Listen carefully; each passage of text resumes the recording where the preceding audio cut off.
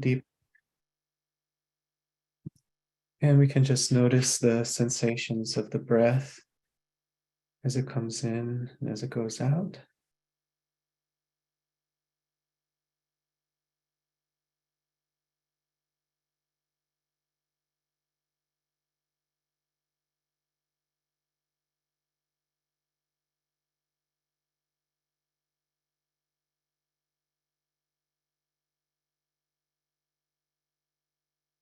And then we think about why we're here together today. And we think about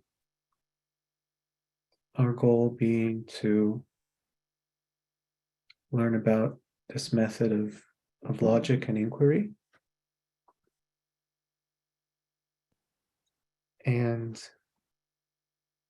about how we want to do that to sharpen our minds, to become better able to direct our minds towards things that are true and accurate and helpful.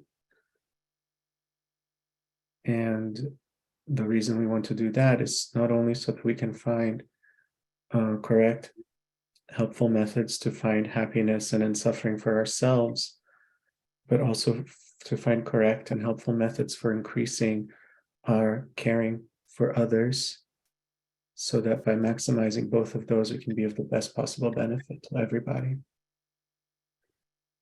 And with that thought in our hearts, with that motivation, we can open our eyes and we can do everything that we'll be doing today.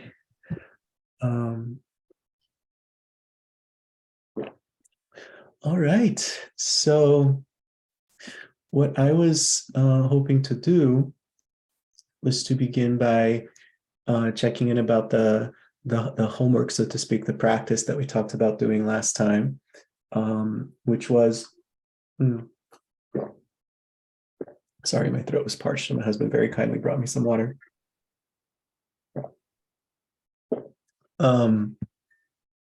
Which was not only to practice the exercises of chapter 4 of the book, but in particular to write down one example of a pair of predicates that you noticed over the course of the week and how they compare. And we said either one that you feel confident in or else one that you have doubts about, so we can figure it out together as a group, right? So would anybody like to share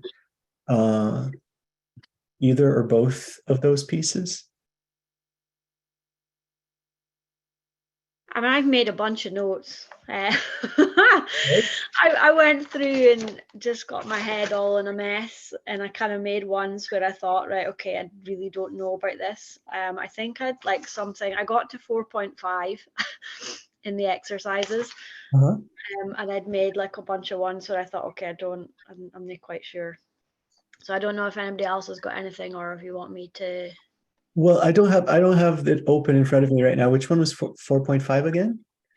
No, I just went through like 4.1, 4.2. I went through them all and got up to 4.5, and by that point, like my head was mince. So, well, would you like to give us any one of the examples that you found confusing? Okay, so well, the first one, exercise 4.1, so that's 3P with something that's neither.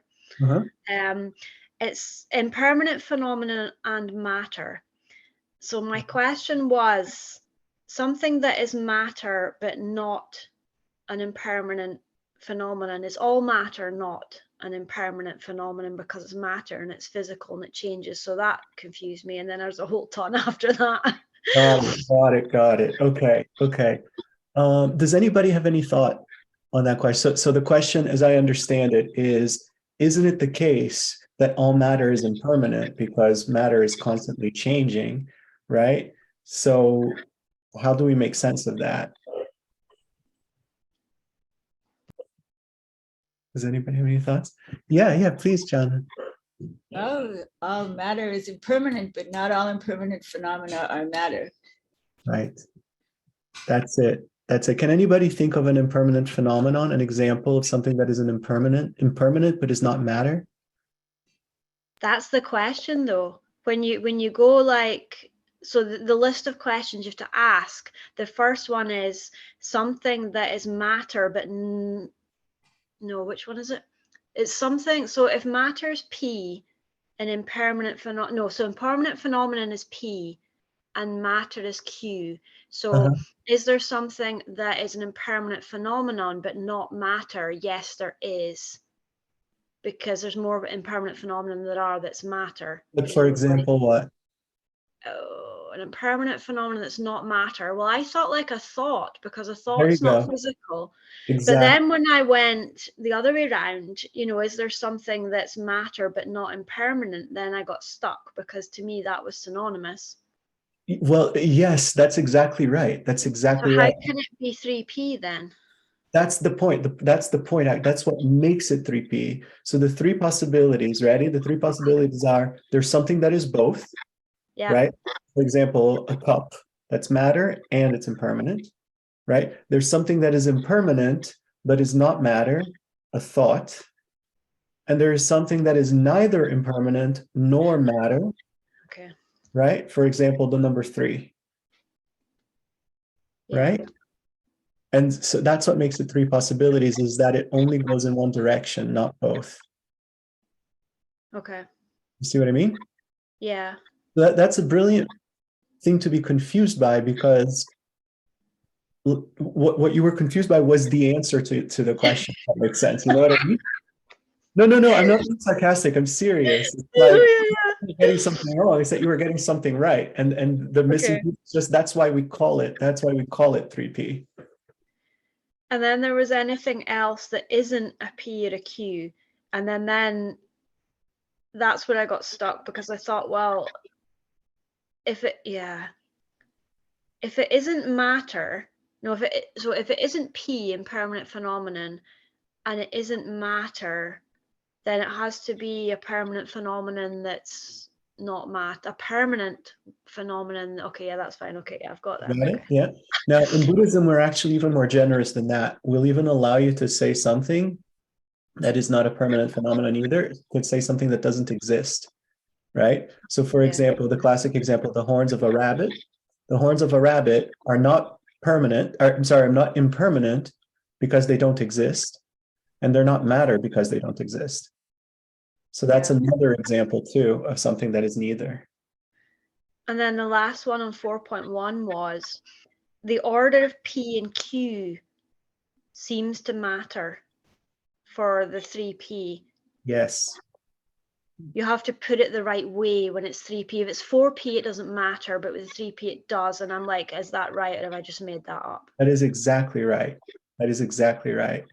Now, I will say this: it doesn't matter which one you call P and which one you call Q. What matters is that you'll eventually have to say it goes in this direction, but not in the other direction, right? Yeah. And you can't if you've put the wrong one the wrong way around, I think, is what I found. It does. Yes, I'll be honest with you. I find using P and Q personally confusing, for two reasons. One is that for me, it's like an extra step. I have to say, wait, is this correlating to P or is this correlating to Q? And the other is that P and Q, they just look so similar, like it's, if anything, I would go with like, like A and X or something, but yeah, like it doesn't, like you can say, if I ask you, how do the two compare, matter and impermanent? You could say the two, matter and impermanent, compare as there's three possibilities between them, right? Or if I say, how do the two compare, impermanent and matter? The answer is still the same, between the two, impermanent and matter, there's three possibilities, meaning whichever way you say it, the answer is the same. And then I'll ask you, say something that is both, right? And I'll say, now, which way does the pervasion go? And that's when you'll tell me, all right. Anybody else wanted to share a question or an example?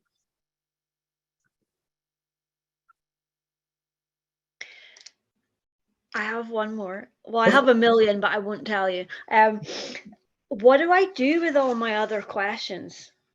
Because obviously I can't just tell them all, because there's about like 1, 2, 3, 4, 5, 6. There's about 8 of them, so clearly that's not appropriate. But well, it depends. It depends. As we go, let's see, because sometimes everybody has, the same questions. But you're welcome to email me if you'd like, and we can figure out a way if it doesn't fit in here. and we can find a way to talk about it for sure. But would you like to share one more for now? Okay. Okay, so exercise 4.2, I'll just go in order. Exercise 4.2 is 3P without something that's neither. Right. Maybe even just talking it actually to another person is helpful rather than me doing it in my brain. And Yes. so there was existent and non-existent. And it said anything that, existent or non-existent, and anything that may be referred to. So Yes. what's the difference between that? Is that a synonym or? Either something that is either existent or non-existent, and anything that may be referred to. So Well, an existent must be able to be referred to. yes. Like what would be referred to that's not Well, existent or so non-existent? don't tell me the answer, because I think I know how I would answer. I think I know how those two compare, right? Does anybody else want to take a stab at it? How do those two compare? So on the one hand, we have either existent or non-existent, and on the other hand, we have maybe referred to, right? How do those two things compare? Oh, you guys are going to have to be a lot bolder than that. Be wrong. It's fine. Oh,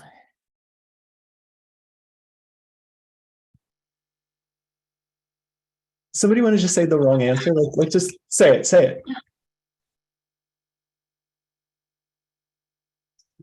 well, it seems like this isn't the right process, but it seems like existent and non-existent would be mutually exclusive. That's true. That's true. And that you could refer to something that's existent and you can refer to something that's non-existent. Yes, exactly. So let's think about it. Ready? Can you name an example? We're always going to think in terms of examples. Can you think of an example of something that is both, either an existent or non-existent, either one, and you can refer to it? They have it in the book. Daniel has Sure. it in the book. It's selflessness is both. Selflessness. So selflessness is either existent or non-existent, right?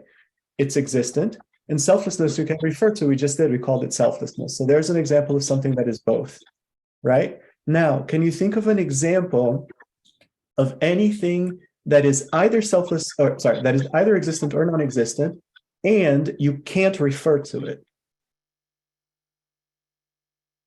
No, you can't, right? So there's nothing in that corner. Can you think of anything that you can refer to, but it's neither existent nor non-existent?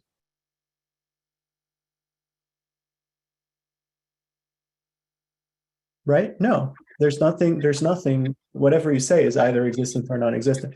So there's something that is both, but there isn't anything that is the one without the other, and there isn't anything that is the other but not the one, which means that they're mutually inclusive. Oh, why is it in the 3P section then? Is that where it is? Oops. Yeah. I might be wrong. I might be wrong. Because that's what I thought, and I thought this doesn't make any sense. Like it it's says like, on the one hand it says existent or non-existent, and on the other hand it says can be referred to. I'll find it. Hold on.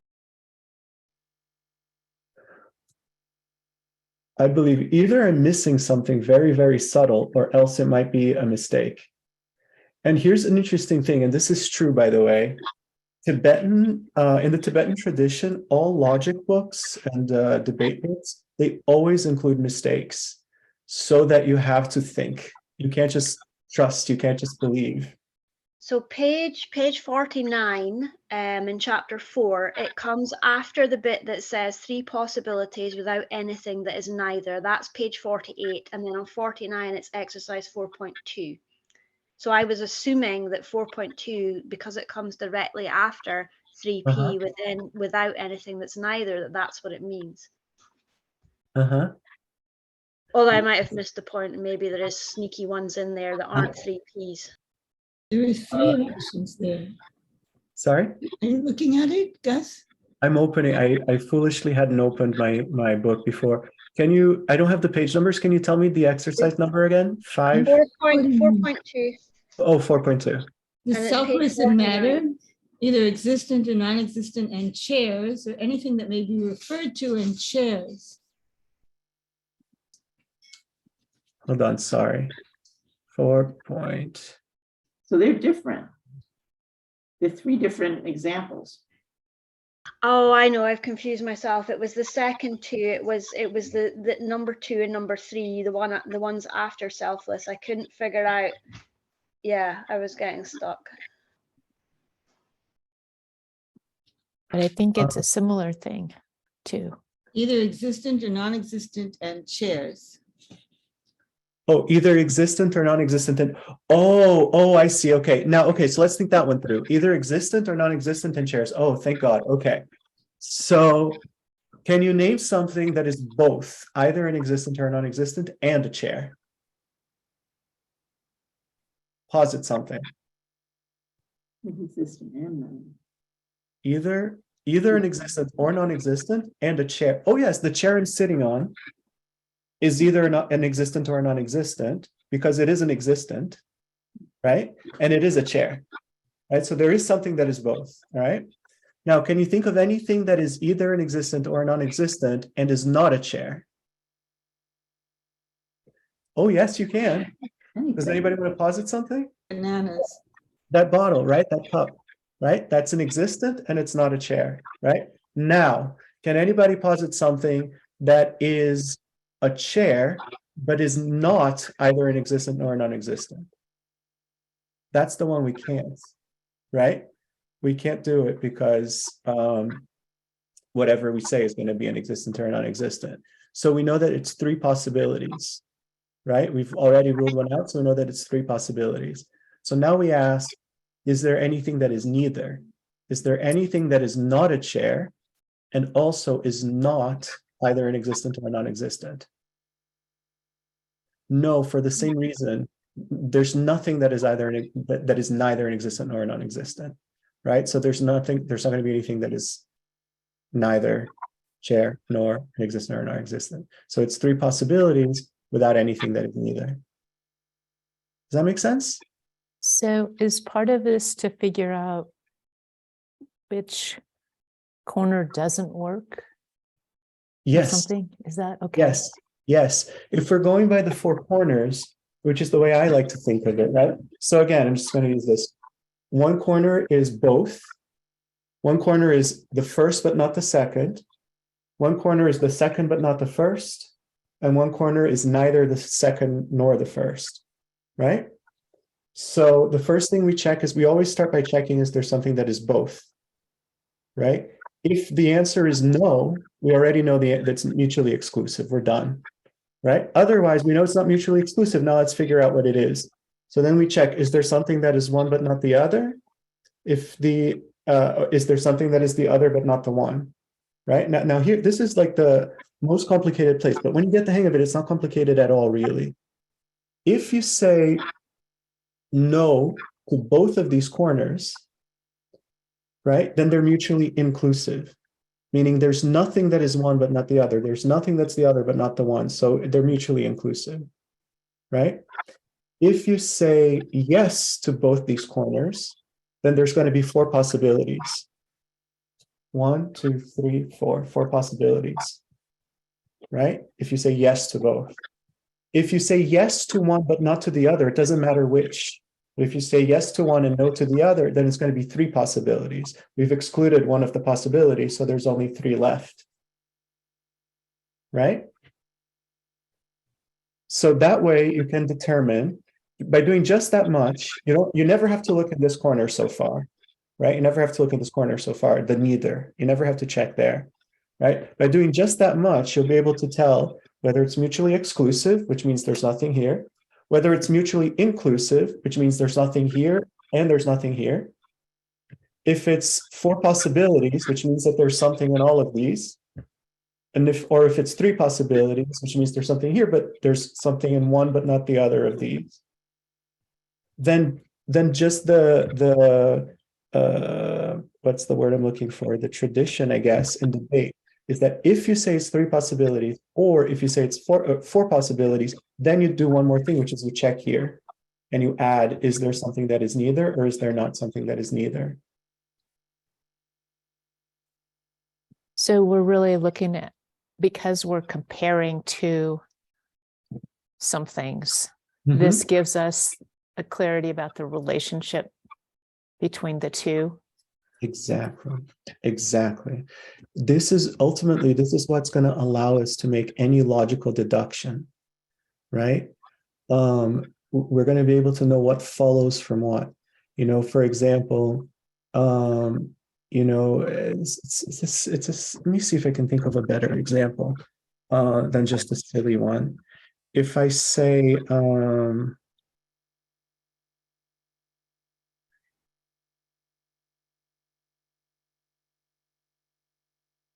so let's say that I figure out that let's go on a big thing here. Let's say that I figure out that all phenomena are selfless, right? All phenomena are without an inherent self, right? Then if I know that this is a phenomenon, right? Then I know that this is selfless, right? Because all phenomena are selfless, right? That has to do with how they compare. That between the two, as it turns out, phenomena and selfless, there's three possibilities without anything that is neither. Don't worry about that right now. But my point is, it's only because I know that I can know that this is selfless, just because all phenomena are selfless, right? On the other hand, let's say that I say something like, like that person, to use an American example, that person belongs to this political party. I mean, this isn't just an American example. This person belongs to this political party, right? Therefore, they're racist, right? Now I have to think, right? How do the two compare? Belonging to a certain political party and racist, right? And leaving aside the question of, are we not all racist on some level? Leaving that aside for a second, right? We're talking about like blatantly, whatever, viciously racist. We're going to find that there's four possibilities. I'm not naming any political parties on purpose, but you'll find people who belong to that political party who are racist. You'll find there are people who belong to that political party who are not racist. You find people who are racist but who do not belong to that political party. And you'll find things that are neither racist and nor belong to that political party, like this pen, right? And you'll probably also find people who are neither racist nor belong to that political party. It's a more elegant example, right? So this has very, very practical implications, very practical implications. Let me just before, I wanted to review some of the points from last time before getting into some new stuff. But before I do, let me just ask, did anybody else have any examples or questions that they wanted to either share or ask about?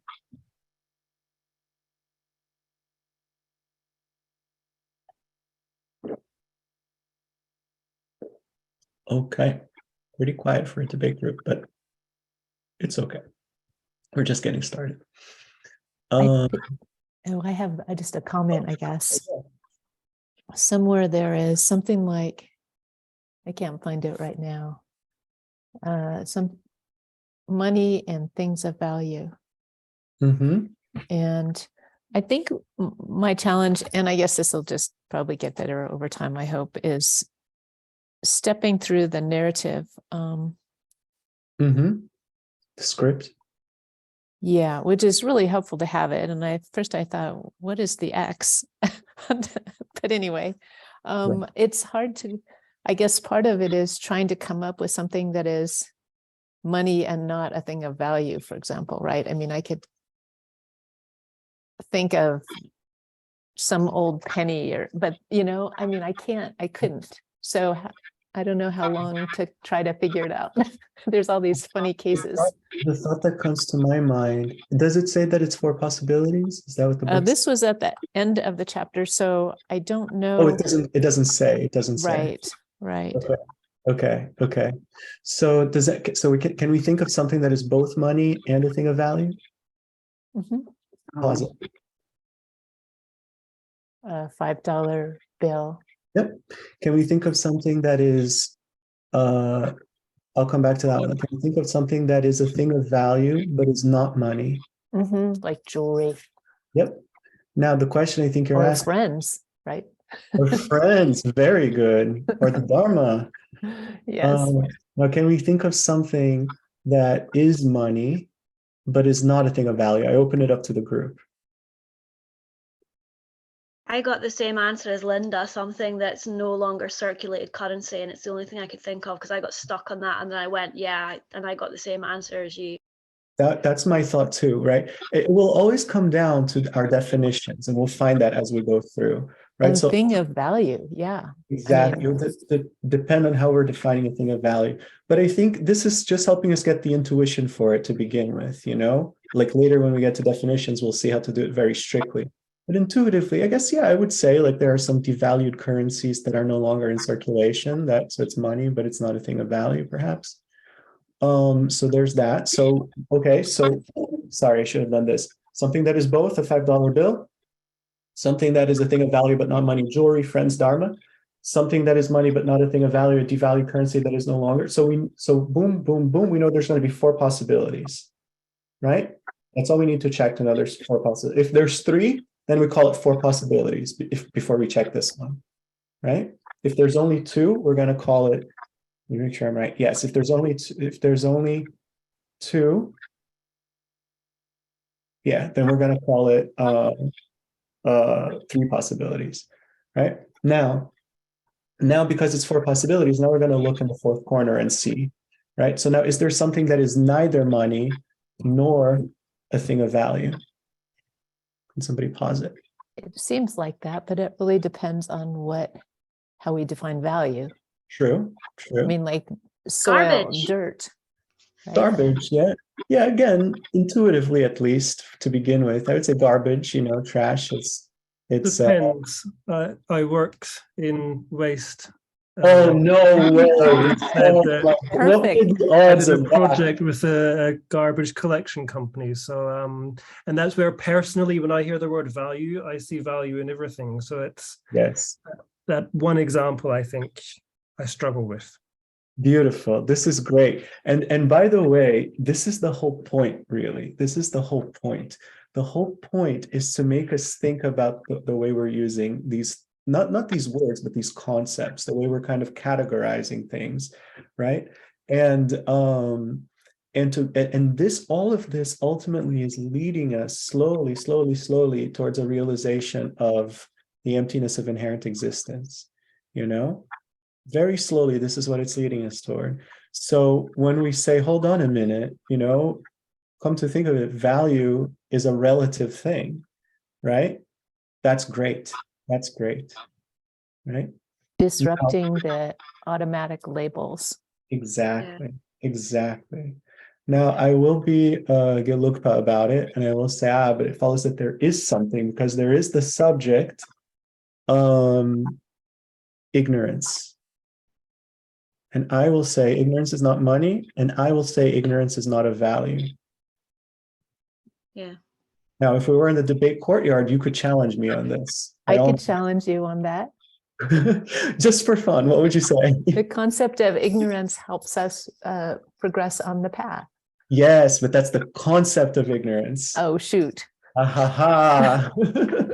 But this is great. This is exactly what we do. This is exactly what we do, right? And mind you, I just said something, right? So you could challenge that, and by doing that, we could really arrive at the truth, and that's what's really cool. It's not just like this isn't to criticize, but like what we usually call debate in the West is more about rhetoric. Like people just say things, and like then we say, who do you think won the debate? Who do you think won the debate? Whereas what we're doing here, it's not about rhetoric.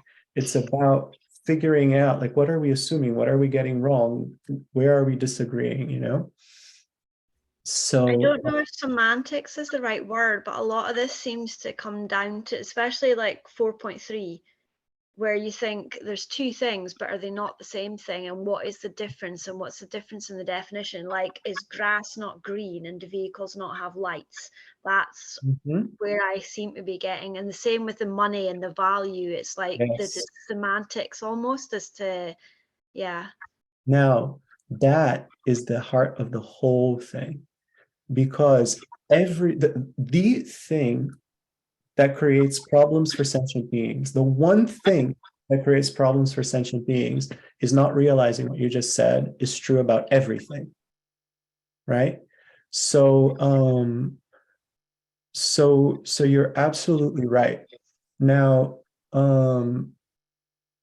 what we in the West, what we're calling debate, in Tibet, the word, it's literally translated as definitions, defining characteristics. You know, so when we say they're out in the courtyard debating, they would say they're out in the courtyard doing defining characteristics, right? Because of what you just said, nothing gets off the ground if we're not agreeing on our terms, right? But once we agree on our terms, then things follow from that inevitably. We don't have a choice beyond that, you know? So this came up in another class about something else, but you know, if I define swan, as a white bird that does this, then it follows that there are no black swans. It really does. On the other hand, though, if I define swan as a member of the species, Cygnus, whatever, then I have to find out whether or not there are black swans. I can't just assume that there aren't. Right? In Australia, there are. So there are members of that species that are black, right? So if I define swan as a member of that species, then there are black swans. But if I define swans as a white bird with a neck and blah, blah, blah, blah, blah, then there are no white swans. And it is just a matter of how I'm defining it. But if we're defining things in the same way, then we can't just each make up our own truth. We get somewhere from there. I think I remember something from a little bit of tenant study about how if you have people from two different schools, it's hard to even agree, right, on the definition. So I think one school went to sort of a different approach than reasoning or something because they couldn't agree or something like that. So anyway, that's a tangent probably. Yeah, I think just very quickly, I think what you're getting at is the Prasangika school. Prasanga means consequence. And we'll see this is getting ahead a little bit, but we'll see there's two ways to do logic. One is by using syllogisms, which are things that you're standing behind. And the other is by using consequences, which is you're only pointing out what follows from what the other person is saying. You know, like I'm not making any claim here. I'm saying if you say this, then you have to say that. If you say that, then you have to say the other thing. And so the Prasangika school supposedly relies only on prasangas, only on consequences for the reason you said. Yeah, I think it would be very hard for people from two different schools to agree on some of the definitions completely. Yeah. So, But it's okay because from the Prasangika point of view, no definition can be right or wrong. You know, definition can't be right or wrong. We're just defining our terms, you know?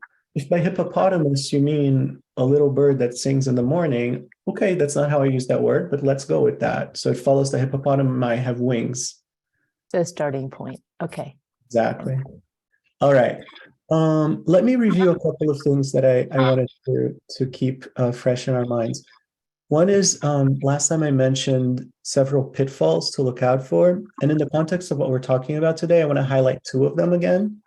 One is being very clear about whether we're thinking of a certain concept as a subject or as a predicate, right? In other words, is it the subject of what we're saying something about, or is it something that we're saying about something else? So for example, well, you know, if I say writing is an activity I enjoy, then writing is the subject. I'm saying something about writing. What am I saying about writing? I'm saying that it's an activity I enjoy. But if I say this pen can write, this pen writes, right? Now writing there is the predicate. It's something I'm saying about the pen. I'm not talking about writing, I'm talking about the pen. And what I'm saying about the pen is that it writes. It does writing. Yeah? And those are different things. Those are different things. That's very, very, very hard to remember in my experience and observation, right? And I don't think it's hard to remember just for Westerners. I think it's hard to remember for Tibetans as well.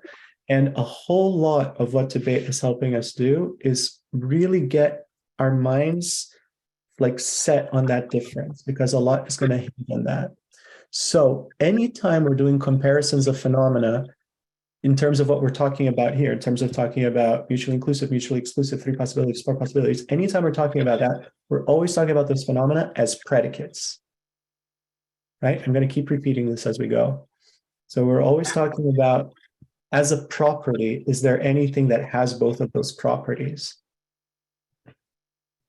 Is there anything that has one of those properties but not the other? Is there anything that has the other of those properties but not the one? Is there anything that has neither of those properties?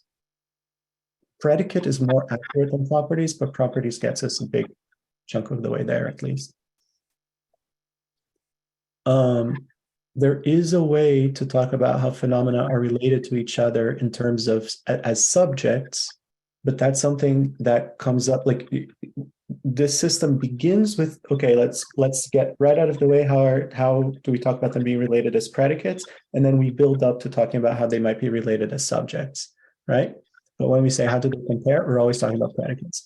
The other thing that I want to highlight again is the word is, right? Believe it or not, this actually came up in real life for me this week, and I wish I'd written down the example to tell you.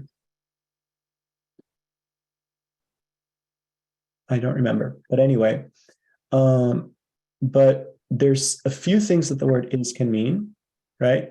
The word is can mean identical with, right? Typically when we say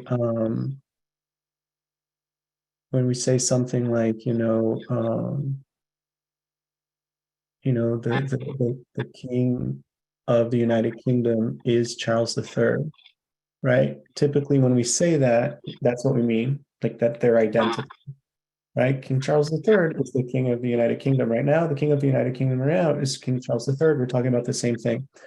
Another thing that we sometimes use the word is to mean in English is mutually inclusive, right? So if I say, like, no, cats are felines, right? What I mean to say is that whatever is a cat is a feline, whatever is a feline is a cat, right? Neither of those is the way we're using the word is in this system. I'm reviewing them just to be very clear. Don't think that. That's not what we're talking about. When we want to say that they're identical, there are other ways that we can use to say that. When we want to say they're mutually inclusive, we're going to say they're mutually inclusive.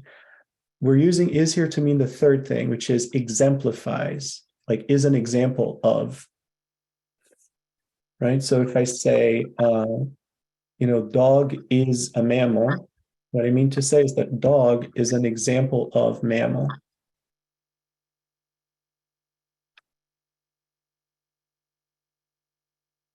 I'm still allowed to say that King Charles is the king of the UK because if you ask me for an example of the king of the UK, I can tell you, well, King Charles. That's the only example I can give you, but it is an example I can give you. If you say the current king of the UK, the current king of the UK, give me an example of something that is the current king of the UK. I'll say, oh, there is an example, King Charles. So give me another example, I'll say I can't, right? In the same way, I still can say cats are felines, as if they give me an example of a feline, I can say, well, a cat, it's a cheap example, but it is, So it still works. It still works it still works in places that we use is to mean the other thing sometimes, is my point. But we have to be clear on what we're saying. We're not saying those things. We're saying something else, even if they overlap in some places. Okay? Any questions about what I just said? Yes, Jana. When I say water is hot, hot is a predicate. When you say what, I'm sorry? The water is hot. Hot is a predicate. Yes. I'm sorry, are you asking a question or are you? That's a question. Yeah, it's a predicate. Yeah. The water is hot. The subject is the water. What about the water? It's hot. Does that make sense? Yeah, it's different from the example you gave. Can you remind me what was the example? Dog is a mammal. Oh, right. Dog is a mammal. Oh, I get what you're saying. Yes, I get what you're saying. Here's why. Because ultimately in this system, when we say water is hot, in the context of debate, the water is hot, what we're saying is give me an example of a hot phenomenon, a phenomenon that is hot.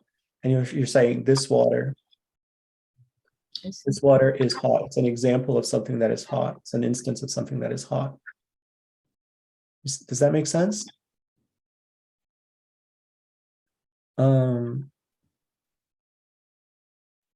Even if I say like, and I keep saying is, but it's really the verb to be in general. So if I say am, like I am tired, in this system, what I'm saying is, if you ask me for an example of something that is tired, here's an example, me.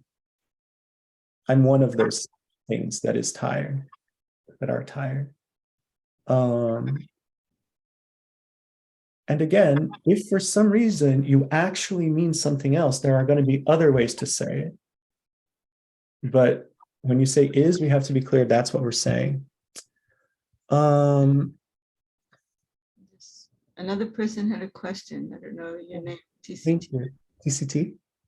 Oh, hi, my name's Theo. I first wanted to say, I'm sorry I missed the first class. I sent an email. I don't know if you got it. I was like flying and I was in an airport the first time and I loads of connection problems and I'm really sorry I missed the first class, but I want to say hi. And Hi, we're really glad you're here. What did you say your name was again? Theo. TCT is my initials, but my name's Theo. Theo, thank you. Welcome, Theo. So really, I have loads to catch up on, so I'm really sorry that I'm going to be a bit behind. But the things that you're saying are kind of, so first of all, I wanted to ask kind of specifically, I know maybe this is something you covered in the first class and I should spend more time catching up, but what you said about subjects and predicates, it makes sense to me what you said with the two examples about writing and pens and them being different. But could you give an example of, as you said, how this could be a pitfall in debate if you were getting confused between the difference between those two things? How would that mislead you? Yes.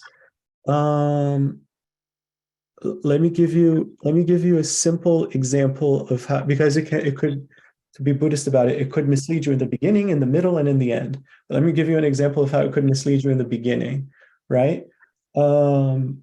If somebody said, how do the two compare? Cat and dog. How do the two compare, cat and dog? The answer is that they're mutually exclusive. Why? Because whatever is a cat is necessarily not a dog. Whatever is a dog is necessarily not a cat. However, if we're not clear that we're talking about them as predicates, right, then we might say, no, hold on a minute. What I'm about to say is incorrect, everybody. But we may say, hold on a minute. Dog and cat can't be mutually exclusive. They're both animals, right?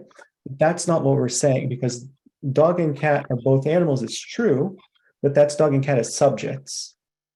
Dog as a subject is an animal. Cat as a subject is an animal, right? But dog is a predicate and cat as a predicate. There isn't anything that has both of those as predicates. Does that answer the question? Yeah, no, it totally does. It's just like, I can feel like these rusty cogs turning in my brain. No, it totally makes sense. Yeah, thank you. I'll write that one down. It's very helpful. Absolutely. Oh, I love to hear it when people say that the cogs are starting to turn again. That's great. Okay.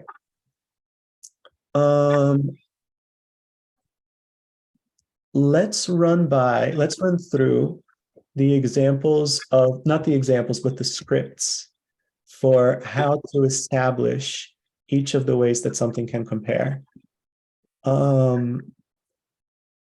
So this is very formulaic by design. This system, I don't know. I could gush on and on and on about it. It's freaking brilliant. Okay, let me just say that and I'll stop there. But one of the countless ways in which it's brilliant is that it basically allows us to say anything whatsoever that we might want to say, but it gives us a formulaic way of saying it so that we know what to look out for in terms of logical connection, so that we can't miss anything. if that makes sense. Like normally the way we talk, like the way we kind of debate things with each other in the streets, like we use many different ways of expressing things, and people are talking past each other all the time, and then you're off on a tangent and it's a mess, right? So this puts it in such a way, it's really like what's the word I'm looking for?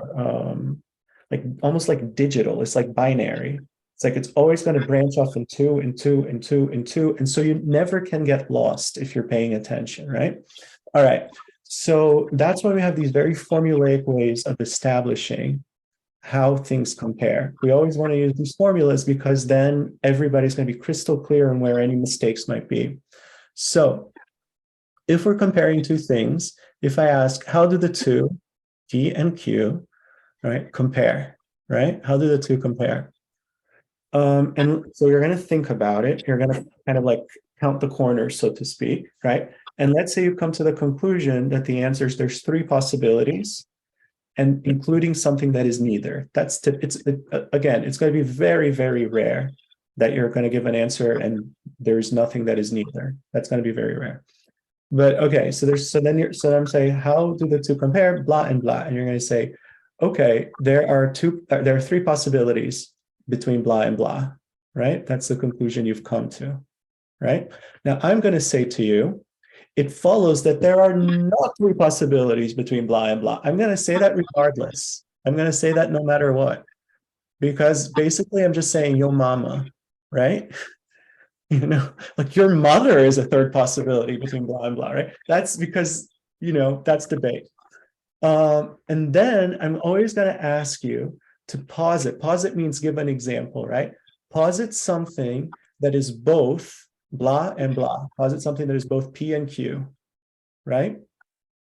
Then you're going to have to think about it. And you're going to say, there is something, the subject, blankety blank, right? Now, pause there, bookmark, right? In an actual debate, before we go on to the next sentence, I would challenge that. And there's a very specific way that I would challenge that, okay? Which we'll get to later in the book, right? But regardless, once I'm done challenging that and you've convinced me that that example stands, then we're going to go on, right? And now I'm going to say, okay, so you said there's three possibilities. So which way does the pervasion go? And then you're going to think about it, and then you're going to say, okay, whatever is P is necessarily Q, but whatever is Q is not necessarily P, or vice versa, depending. Okay, whatever is Q is necessarily P, but it is not the case that whatever is P is necessarily Q, right? That's what it means for it to be three possibilities. Okay, so then I'm going to take, if you say whatever is, it is not the case, if you say it is not the case that whatever is Q is necessarily P, right? It's not true that whatever is Q is necessarily P. That means that you're saying that there's something that is Q that isn't P. That's what that means, right? So what I'm going to say is I'm going to say, okay, then posit an example, posit something that is Q but is not P, right? If you couldn't, that means that whatever is Q is necessarily P as far as you know. But if you know that it's not the case that whatever is Q is necessarily P, that means that you believe that there's something that is Q but is not P, right? So I'm going to ask you to posit something, and then you're going to say there is something, the subject, blah, blah, blah, right? And then finally, I'm going to, you said that there's pervasion in the other direction, so I can't ask you to posit something that is P but not Q, because you claim that there isn't any such thing, right? So then I'm going to ask you to posit something that is neither P nor Q, right? And you're going to say something, there is something, the subject, blah, okay? I want us to try this out. I want a brave soul to volunteer to just run this script through with me. You can have it open in front of you on the page. What page is it? Does somebody have the page number? For the first Is it one? 47? 47, yeah. So this is three possibilities, including something that is neither.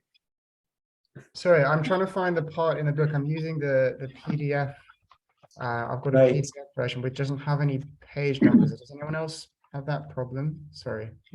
I do. I was Exercise 4.1. It's the comparison of phenomenon chapter, if that helps. Okay, I'm looking at comparisons of phenomena. Okay. chapter 4. Yeah, One. and then as go to Anna exercises said, 4.1. 4.1. And then here's the narrative under 4.1.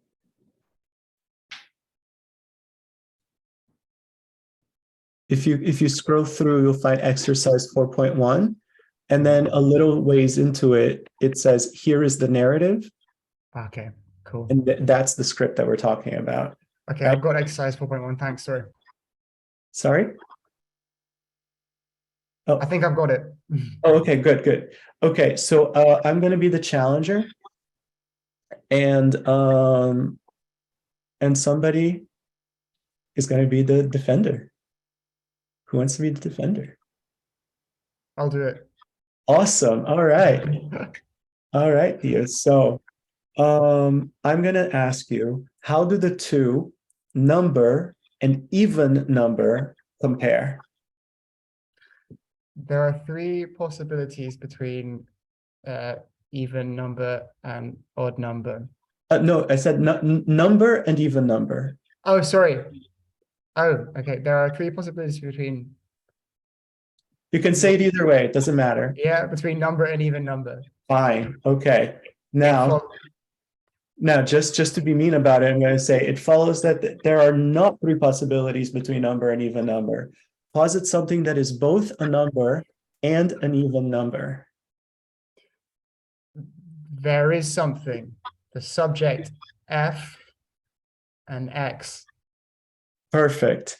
However, now you're going to have to be extra brave and give me a real life example. Okay, so X is just standing in for an answer there. So can you tell me something in real life that is a number and that is also an even number?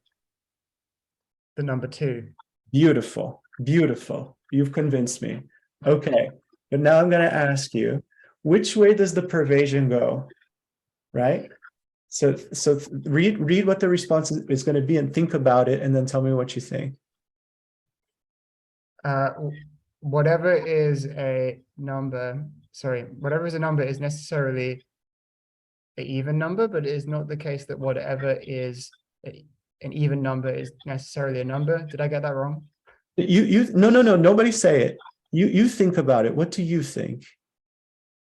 And mind you, I'm fully aware that you are on the spot in front of a bunch of other people trying to do math. So there are no judgments.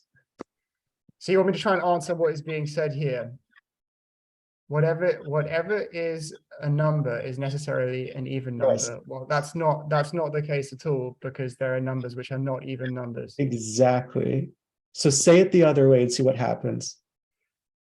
Whatever is an even number is necessarily a number, but it is not the case that whatever is a number is necessarily an even number. Sorry. Brilliant. Oh, that's it. That's it. I mean, talk about confusing, right? You had to say the word number 17 times, and you had to get straight when to say even and when not to say even. And you had to go against what the book is saying, because the book is assuming that the pervasion is going the other way. So you did it. That's it, right? Cool. So now I'm going to say, okay, then posit something that is a number, but is not an even number. There is something, the subject with the number 3. Beautiful, right? That's a number, and that's not an even number. And now I'm going to ask you, now posit something that is neither a number nor an even number. Not a number or an even number. The letter C. Perfect. You did it. That's how it's done. Well done. All right. So now that he's made it easy for all of us, does somebody want to try it? Does somebody want to try the same script? Could I just ask a question? Yes.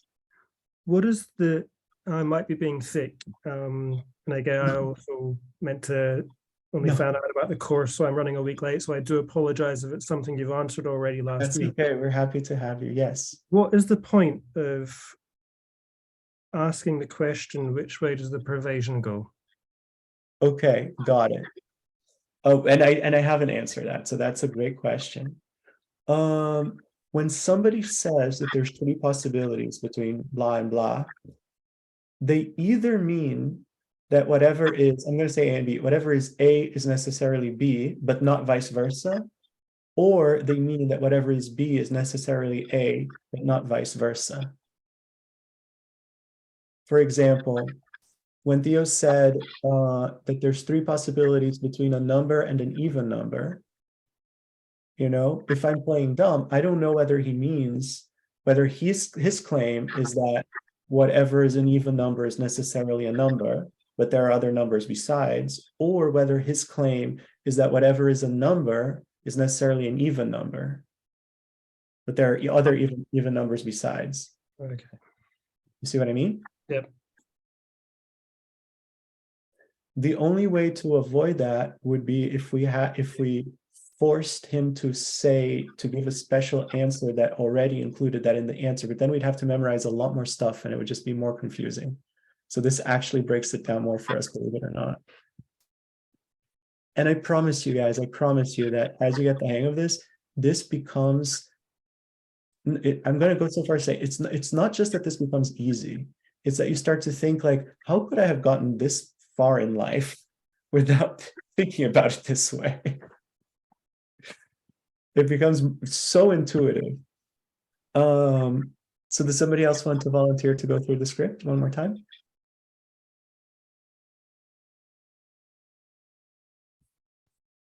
Did somebody raise their hand and I missed it? Ayla, yes, please. Ayla, sorry, Ayla. Okay, so let me ask you, I'm thinking of what's a good one here. I'll ask you a slightly harder one. It's on this list. How do the two compare? Shapes and visible objects. Okay.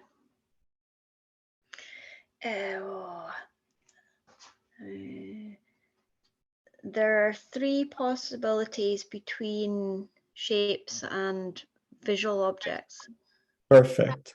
So now it follows that there are not 3 possibilities between shapes and visible objects. Give me an example. Posit something that is both a shape and a visible object. There is something, the subject, a circle. Okay, great. So now what Ayla is saying there is that a circle is a shape and that a circle is a visible object, right? Or maybe I should say a sphere, is that better? It's perfectly fine either way, right? Now, which way does the pervasion go?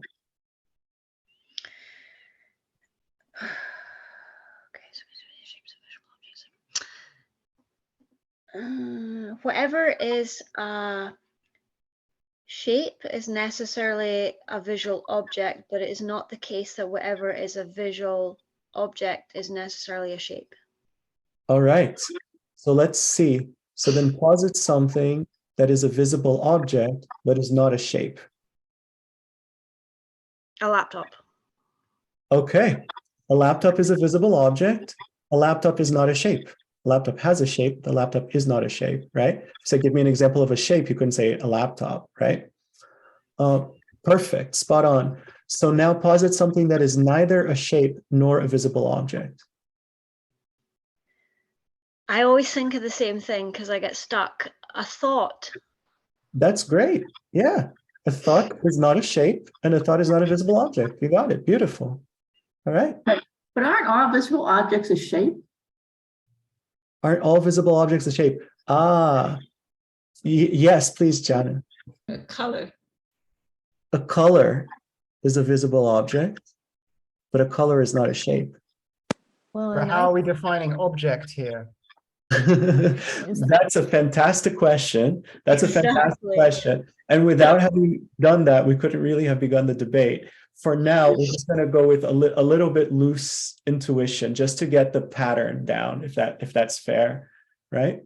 I think it's what you said though, isn't it? So to answer that other question, unless I misheard it, the difference is that, so I thought this for a split second when I said laptop, because a laptop has a rectangular shape, and then you said that as well, Gus, but it isn't a rectangle. It has the shape of rectangle, but it's a laptop, and it's the distinction.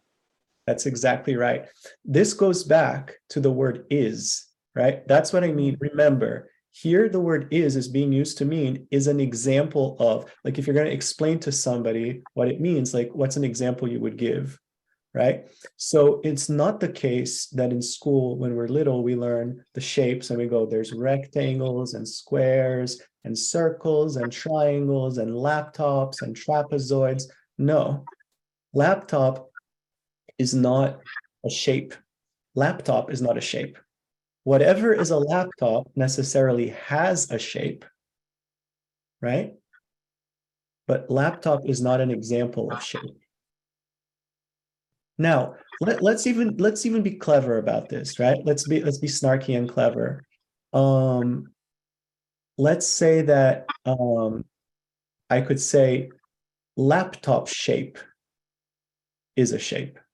That I could say, right? Laptop shape, you know, like, what shape do you want the sculpture? Oh, I want it laptop shape, right? That's a shape. But laptop is not a shape. Laptop, just like laptop is not a color either. Laptop has a color. Every laptop has a color. But you can say, name all the colors. I say red, blue, orange, laptop, green, right? But then in that case, are we back to laptop now as a subject? And I'm sorry, I'm just distracted. I think I'm sorry. Donnie, I wanna no, go it's okay. before we start. It's okay. Sheila, would you mind? Are you I'm able? not sure what kind of login you want other than the Okay, link. it gives a number 1 2 5 6 7 8 9, and then it gives a password DABCD. It's not a link. It's a number and letters Maybe- and then a password. Let me see if I can find it. Yeah, or maybe perhaps if you could send the link. Password. Here, I'll copy it. Oops. Oh, thank you. Meeting ID, I have a mobile number, a meeting ID, a password. I'll just send you the whole thing. Thank you. If Thank it's you. a link, it's not going to work. Is it the password at the end of the link, you mean? There's a password too. So maybe if you could just copy and paste all of the info.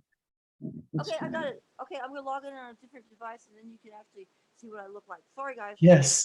Thanks. Thank you. Thank you. Thank you, guys. This is a beautiful, beautiful team effort. I think was Isla, were you in the middle of saying something? Yeah, so the distinction, what we've been talking about just right now, it's when laptop is a predicate versus when it's a subject.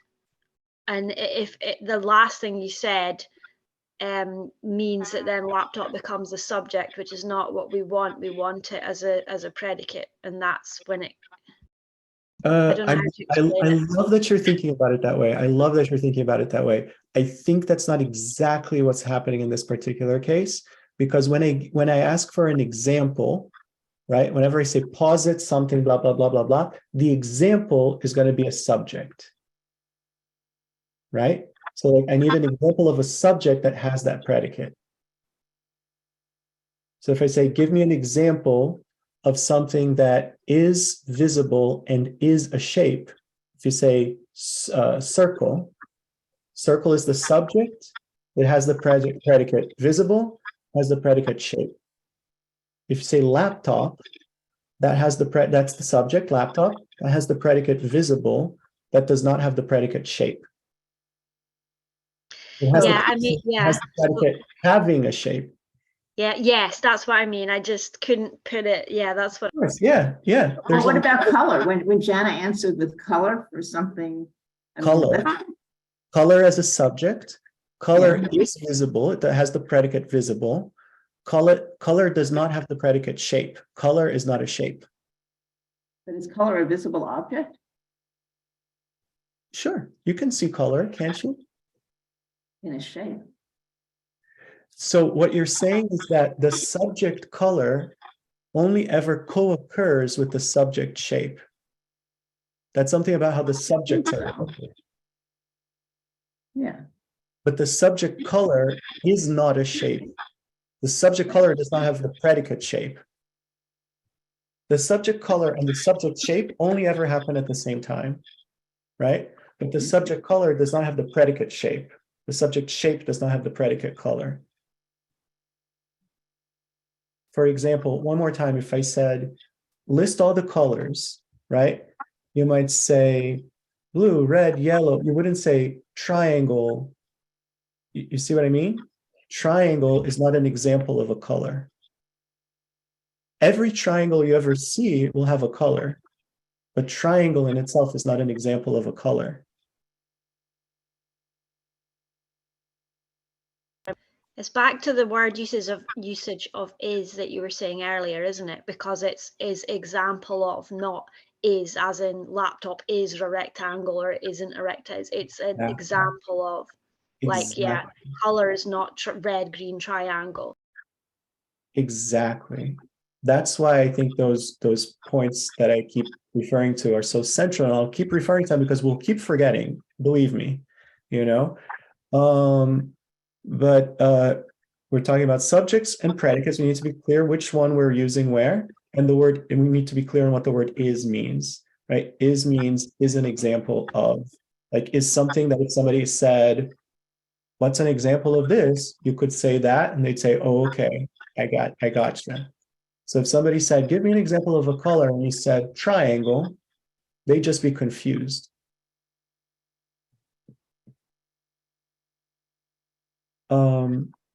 Let's try the next one. So the next one is very similar. This one is 3 possibilities without anything that is neither. In real life, it's going to be very, very rare that you're going to have to say this, but you know, it could happen. So who wants to volunteer to read that script? That's a script in exercise 4.2. Yeah, go on. All right, awesome, Andrew. So let me think about just, well, I'll just go off of an example in the book.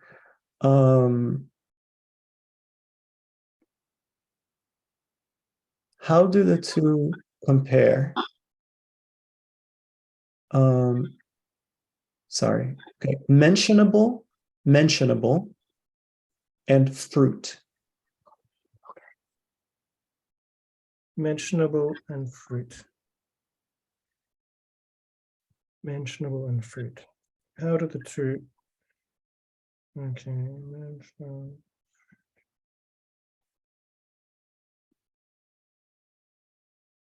There are 3 possibilities between mentionable and fruit without anything that is neither. Perfect. But I have to do my job, and I have to say, it follows that there are not 3 possibilities between mentionable and fruit without anything that is neither.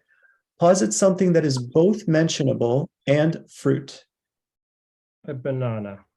Yes. So a banana is There is something, sorry, the subject, a banana. Beautiful. Okay. Now, which way does the pervasion go? Yeah, I'm going to say it out loud just Yes. to make sure I've got it right. So whatever is a mentionable is necessarily a fruit, which is not true. So then don't say.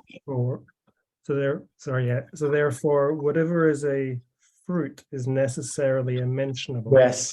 But whatever is a fruit, whatever is a mentionable is not necessarily a fruit.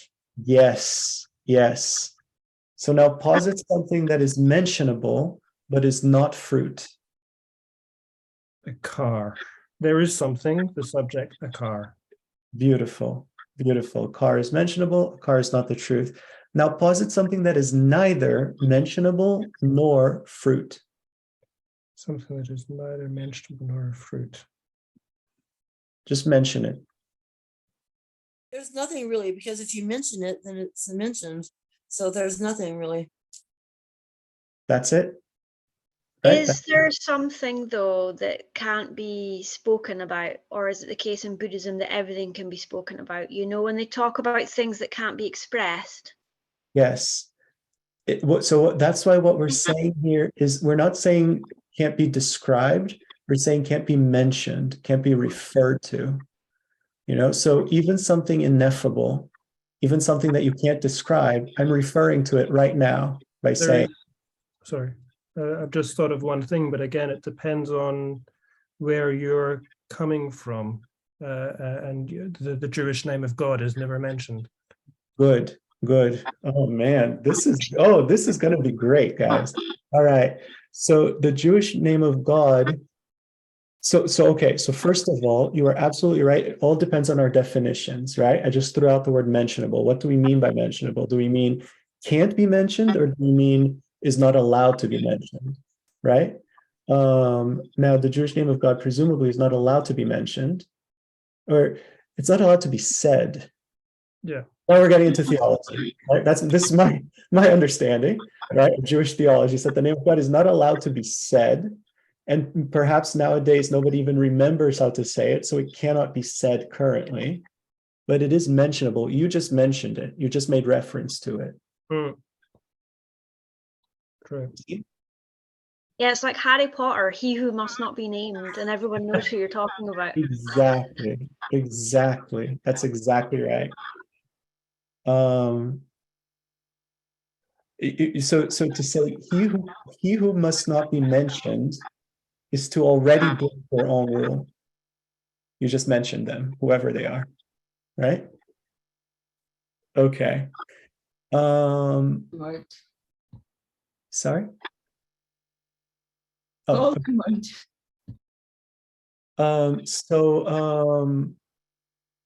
Let me give you guys a choice. What would you prefer? Do you prefer to go into breakout rooms in pairs and get a chance to practice these scripts that we just did a little bit? Or would you prefer to go through the other scripts as a group first?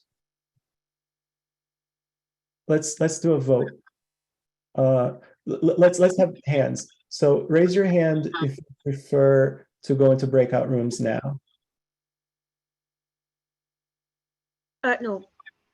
So that was a fake one? Okay. No, confused. Raise your hands. How do the two compare? Going to breakout room. Raise your hand if you'd rather go through the scripts as all together as a group now. Okay. So let's do that then. We eventually, over the course of this program, we'll definitely be doing breakout rooms because that's crucial, right? But if you guys prefer to get the hang of it together first, we can do that. So let's go on to the next script, which is 4 possibilities. So you'll find this on, sorry, it's going to be exercise 4.3. That makes sense. So who would like to do this with me? All right, awesome, Linda. So I'm going to ask you, Linda, how do the two compare? Dairy and sweet. Say the first word again. Dairy, D-A-I-R-Y, like made of milk. Dairy, okay, and sweet. And sweet, right? And just to be clear in terms of our definitions here, I mean sweet to the taste, like literally, like, to the tongue. Okay, so dairy and sweet. Okay, there are 4 possibilities between dairy and sweet. So it follows that there are not 4 possibilities between dairy and sweet. Posit something that is both dairy and sweet. There is something, the subject, ice cream. All right. So the claim here that's being made by Linda is that ice cream is dairy and that ice cream is sweet. Now posit something that is dairy but is not sweet. There is something, the subject, buttermilk. Okay, so the claim being made here, now could be true, could be false, I don't know, but the claim being made here is that buttermilk is dairy and that buttermilk is not sweet. Well, I could make it sour cream if that makes it clear. Okay. I don't think I've ever tasted buttermilk directly pure, so I don't know, but sour cream for sure, right? Mm-hmm. So sour cream is dairy, sour cream is not sweet. Okay, now posit something that is sweet but not dairy. Red licorice. Okay, so the claim being made is that red licorice is sweet and red licorice is not dairy, right? Yes. Now, how does yes. something that is neither dairy nor sweet? There is something, the subject broccoli. Okay, so the claim is that broccoli is not dairy and that broccoli is not sweet. Brilliant. The gods are victorious. Well done. All right. Who wants to go next? Same script.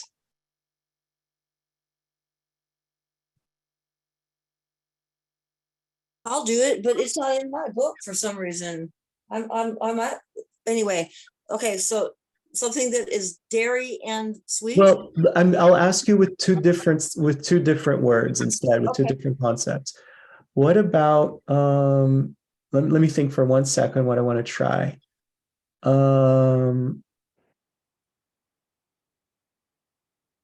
What about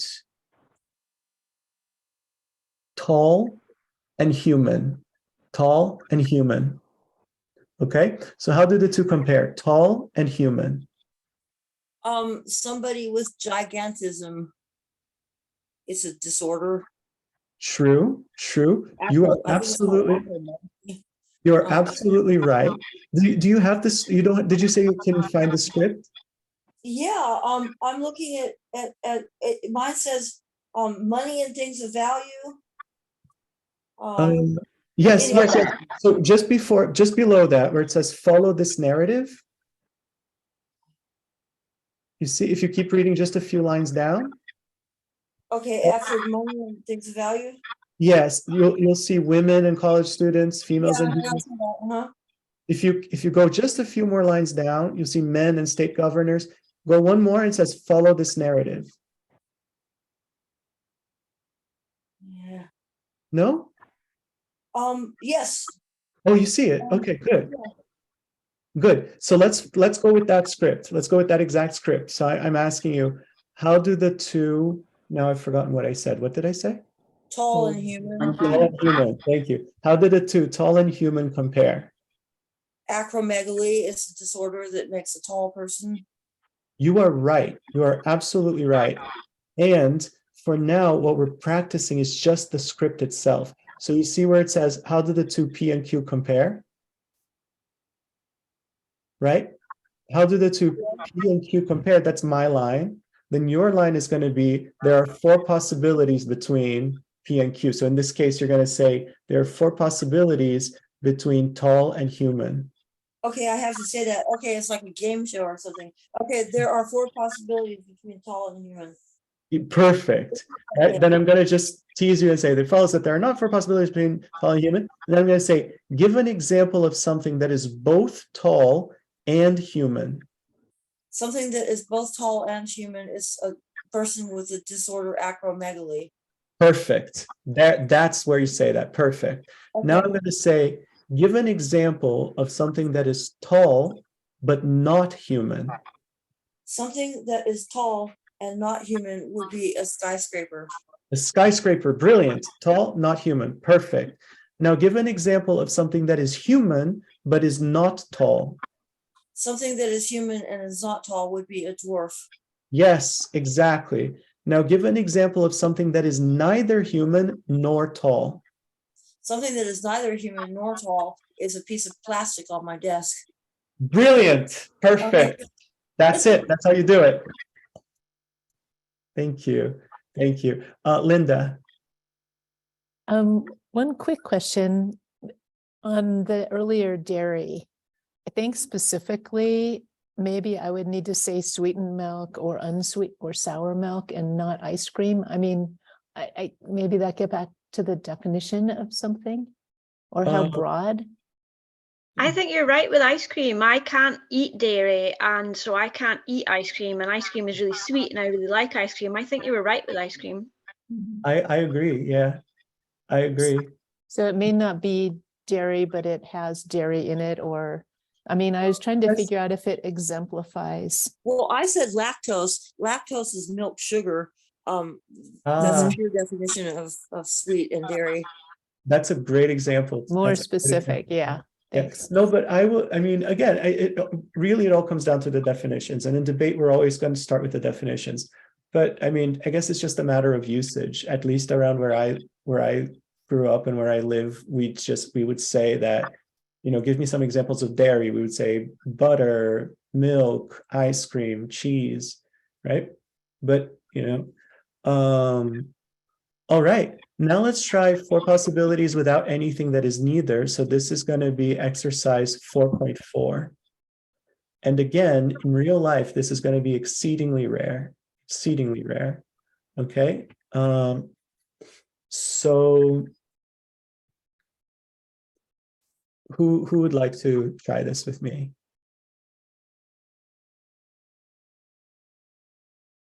I'll do it. All right, Sheila. So I'm going to use an example right out of the book. So how do the two compare? Color of cloth and not blue. Color of cloth and not blue. Parenthetically, let me just say something to clarify in advance. In this system of thought, when we say color of cloth, we mean like an instance of the color of a cloth, right? We're not just, it's not just saying, like, so for example, if I said the color of a car, white can be the color of a car. White is the color of my car, right? But how can I say this? But you can't say that cloud is white, so that cloud is the color of a car. No, that cloud is the color of a cloud. That cloud is the color of a cloud. That car is the color of a car, right? This clipboard is the color of a clipboard, right? Now, they might be the same color, but they're not. You can't just exchange these things. It's just what we mean specifically when we say the color of a car, the color of a cloth. We're talking about looking at a car and seeing its color, looking at a cloth and seeing its color. When you're looking at a cloud and seeing its color, you're not looking at a car and seeing its color, right? Okay, so anyway, so having said all of that, so back to you, Sheila, sorry. So how do the two color of cloth and not blue compare? There are 4 possibilities between a color of a cloth and not blue. Perfect. I'm going to say anything that is neither. And yes, without anything that is neither. Perfect. And I'm just going to be difficult and say it follows that there are not 4 possibilities between color of a cloth and not blue without anything that is neither. So posit something that is both color of a cloth and not blue. There is something, the color of a red cloth. Perfect. Color of a red cloth is definitely the color of cloth, and it's definitely not blue. Beautiful. Now posit something that is the color of a cloth, but is not blue. There is something, a blue cloth. The color of a blue cloth. Perfect. The color of a blue cloth is the color of cloth. The color of a blue cloth is not blue, because it is blue, right? Beautiful. Now posit something that is not blue, but is not the color of a cloth. There is something, the subject is a white cloud. That's right. The color, we would say the color of a white cloud. We're very specific. The color of a white cloud. Perfect. The color of a white cloud is not blue. It's white. The color of a white cloud is not the color of cloth, because it's the color of cloud, right? Now posit something that is neither the color of cloth nor not blue. There is no example of anything that is neither not cloth and not blue. Almost. There is no example of anything that is neither the color of cloth nor not blue, right? Can anybody challenge that? Can anybody think of, brilliant, by the way, Sheila, perfect. Can anybody think of something that is not the color of cloth and is not blue? If there was some kind of transparent cloth. So the color of a transparent cloth, but then it would be No color. Little cloth. interesting. I see what you're saying. In this system, we would still say, we would either say that there is no such thing as the color of that cloth, in which case it doesn't pertain, or we would say that the color of the cloth is transparent, which I don't think we would say that. So I think we would say that it doesn't exist. But hold on, I'm confused for a second. So hold on, not the color of cloth and not blue. No, there is something though. Lots of There is things. something. Yeah, wouldn't there be anything? Except, Yeah. I mean, like a black rock or a, Black rock. So a black rock is not the color of cloth, and it's not blue. Am I looking in the wrong place? Not Yeah, blue, it's it'd just- be blue though, right? It's just not an example of four Right. possibilities. You're right. Right. So here's an example, I think. The color of the blue sky. The color of the blue sky is not the color of cloth, but the color of the blue sky is not blue, because it is blue. So this is a mistake.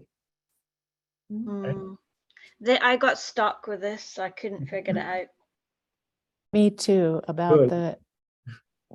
the sky being white and how that compares. It's the color of cloth. It's too, yeah. Yeah. Because Okay. anything can be the color of cloth. Any color Exactly. imaginable thinking can that be the too. color of cloth. Yes, but that is right. Any color can be the color of cloth. And not blue is any color other than blue. Not blue is blue. Not blue is blue. right. Or double negative. Yeah. Not blue is blue, right? So again, in this system of logic, we wouldn't say that any color can be the color of cloth, because I'll give you an example of something that can't be the color of cloth. The color of my white car. The color of my white car is not the color of cloth, right? It is white. Now, white is the color of cloth. Ready? Subject and predicate. Subject and predicate. The color of my car, subject, is white, predicate. White, subject, is the color of cloth, predicate. Right? Can be the color of cloth, predicate, right? However, the color of my car, subject, can't be the color of cloth, predicate. You can't just transfer it over. The color of my car is not the color of cloth because of being the color of a car. Can I just repeat that back to you to try and see I'm if sorry? Can I repeat that back to you to see if I understand it? Please. Okay, so as you said, maybe I miss. Okay, so the color of your car is not. I think I'm getting the sentences wrong. Is not the color of cloth. Did I phrase that wrong? That's right. That's right. Because the color of the color of your car, if the color of your car is white and the subject is your car and the predicate is white, it can't be the color of cloth, because in this second part, the subject is the color and the predicate is the cloth. Yes, I think that's right. I think that's right. I'm sorry, I think I got totally lost. No, that's good. Let me give you guys another example that I think will clear it up a little bit. Let's say I have two black dogs, okay, Toto and Lassie. All right, they're both black. They're both the same exact shade of black. Okay, but in this system, we would have to say the color of Toto is not the color of Lassie. The color of Toto is the color of Toto, right? The color of Toto begins and ends where Toto's body begins and ends. You follow? The color of Lassie begins and ends where Lassie's body begins and ends. So the color of Lassie is not the color of Toto. Now, let me try one last one. What if I said it this way? Let's say that you have two pieces of paper and you paint this one pink and you paint that one pink, same shade of pink, right? Would you guys agree with me that the paint on this paper is not the paint on that paper, right? There's some portion of paint here and a different portion of paint there. It's the same color paint, right? Came from the same like can of paint or whatever, but the atoms of paint that are here are not the same as the atoms of paint that are there, right? So the paint on this paper is not the paint on that paper. It's in that same way that we mean the color of this paper is not the color of that paper. Yeah, it's a very specific instance, and it's not how you'd talk. You'd go, yeah, it's exactly the same because it's pink in English, in normal English. Exactly. And that's because, I have to say, that's because in normal English, we're always confusing whether we're saying something as a subject or as a predicate. We're kind of going willy-nilly, and we're understanding each other the overwhelming majority of the time. And the overwhelming majority of the time, it's not a big problem. Certainly, if we're trying to understand something very clearly, it becomes a very big problem. And very often, if you watch people argue, once you really get the hang of this, very often you'll say, oh my gosh, they're talking about it as a subject, they're talking about it as a predicate, that's why they're going back and forth. And sometimes people will come to all sorts of wrong conclusions. Here's an example of a wrong conclusion. Nothing is better than enlightenment, right? Now, even a cheese sandwich is better than nothing. Therefore, a cheese sandwich is better than enlightenment, right? Well, a cheese sandwich is better than nothing. Nothing is better than enlightenment, so a cheese sandwich is better than nothing. A cheese sandwich is better than enlightenment, right? Right? That isn't true. Why? Because that's confusing subjects and predicates. Man, can you say that one more time? I want to write it. Yes. Nothing is better than enlightenment. A cheese sandwich is better than nothing. Therefore, a cheese sandwich is better than enlightenment. And let me just think for one moment to make sure that that's an example of what I meant it to be an example of.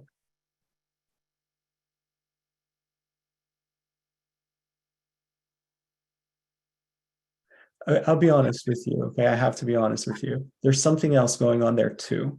There's something else going on there too.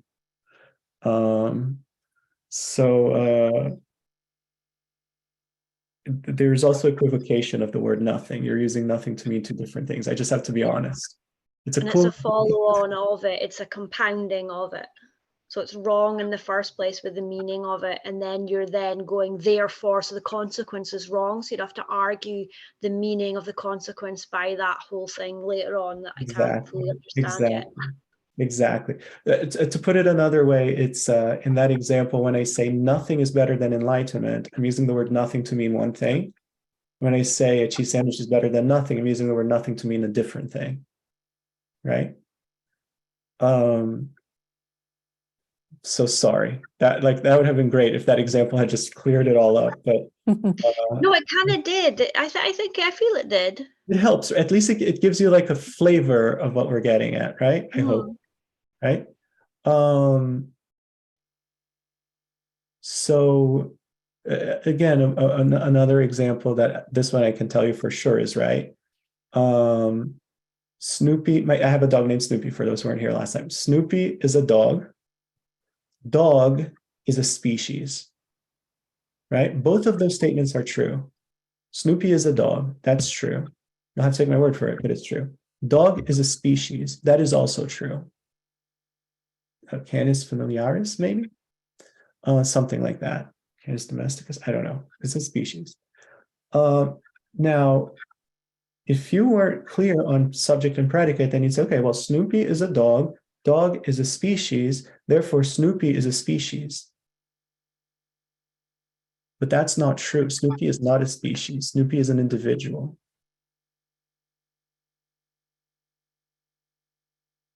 Snoopy belongs to a species. That's different. That's different. So Snoopy belongs to a species. Dog is a species. It's an example of a species. right? So, so the error in the logic there, Snoopy is a dog, dog is a species, therefore Snoopy is a species, is that it's confusing dog as subject and dog as predicate. Snoopy is a dog when dog is being used as a predicate, right? Dog is a species when dog is being used as a subject.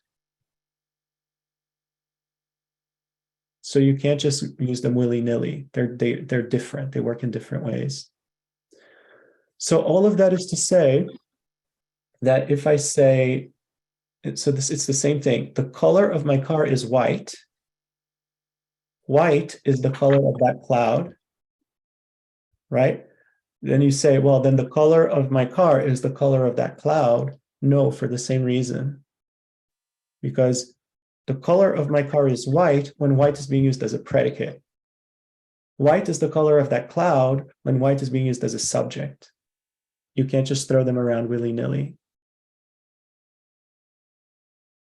However, I could say the color of my car is white, right?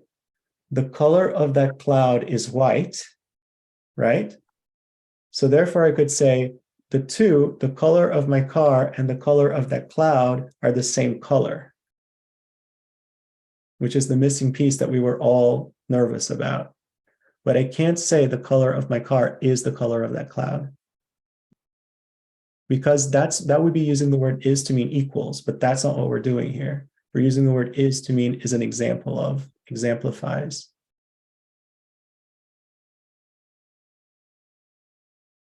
I sure as hell hope that everything I said is correct. I think so. I really think I did. You know, it's because it's even like just the trip of the tongue, and you say something backwards, and then somebody writes it down backwards, and so you know, just pretend that I'm like the debate book, and any mistakes are intentional to make you think. Ha ha ha. So let's do one more go with exercise 4.4 with 4 possibilities without anything that is neither. So who would like to do it with me?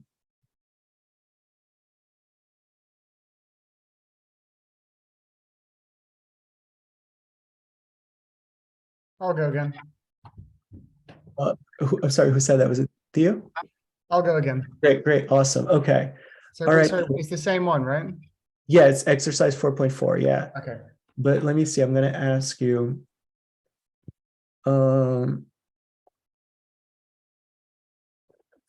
Okay. First I'm gonna define a term here for us. I'm gonna say non-living thing. Okay. When I say non-living thing right now, I mean something that isn't a living thing in the sense of not being an organism. I don't mean whether it's alive or dead. Okay. So like, okay. So how do the two compare? Living thing, I know I define non-living thing, but either way. But so living thing and not a cow. There are 4 possibilities between living thing and not a cow without anything that is neither. It follows that there are not 4 possibilities between living thing and not a cow without anything that is neither. Posit something that is both living thing and not a cow. There is something, the subject, a chicken. Okay, so a chicken is a living thing, a chicken is not a cow. Great. Now posit something that is not a cow, but is, oh, I'm sorry, that was both, right? So I'll just say, posit something that is a living, wait, sorry, I lost my place. I said both, living thing and not a cow. Now, okay, now posit something that is living thing, but is not a cow. A cow. Okay, perfect. A cow is a living thing.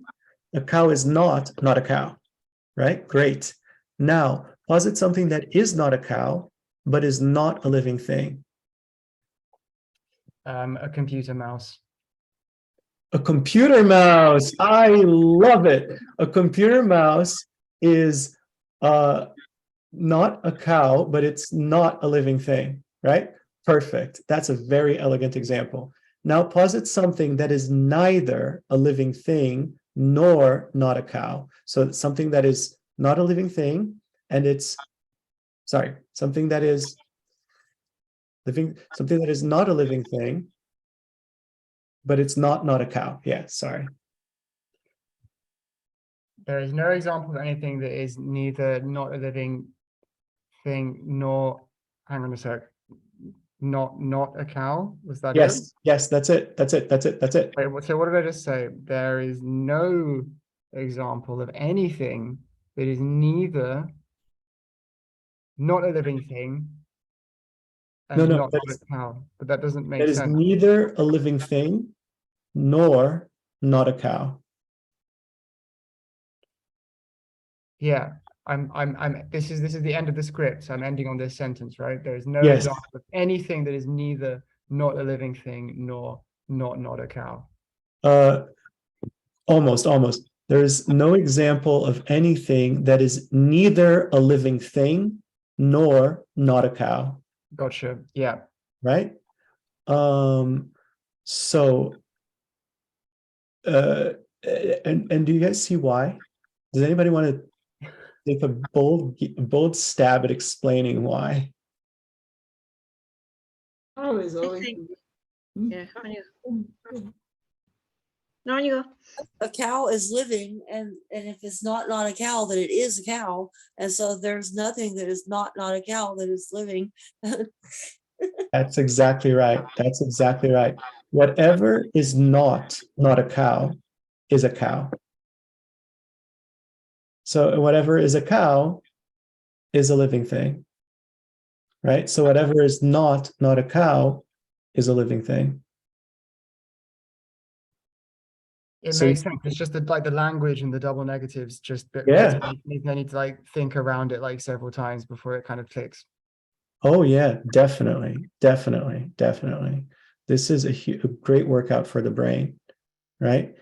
It gets a lot of fun when we start talking about not being the opposite of being other than a non-cow, you know?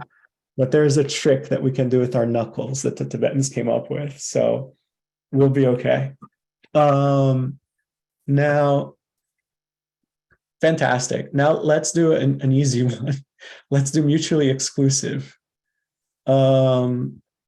So who would like to try that one with me?